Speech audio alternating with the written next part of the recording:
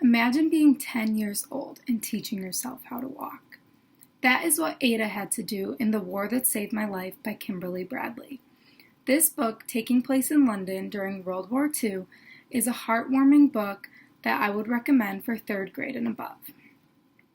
Ada is a 10-year-old girl living in London with her brother Jamie and her abusive mother. Ada has clubfoot and her mother is too embarrassed to let Ada out of the house, a crippled young girl with no education or knowing what goes on outside of her family's little apartment.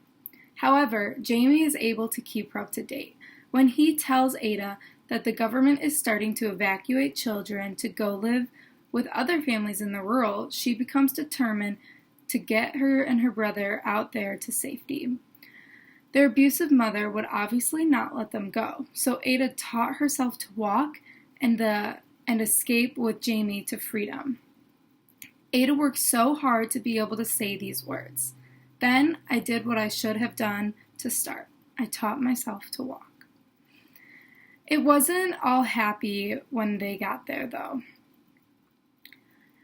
Once they arrived to the rural setting, none of the families wanted to take in Ada and Jamie because of Ada and her clubfoot.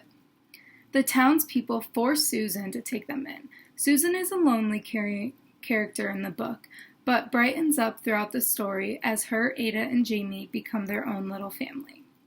This story also goes over the procedures of how to avoid bombings in the area, such as covering up your windows and making sure there's no light coming out of your house.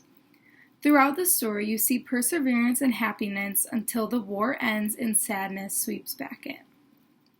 This book gives a different viewpoint on World War II and how it affected London. This book gives you a whirlwind of emotions continuously throughout the story.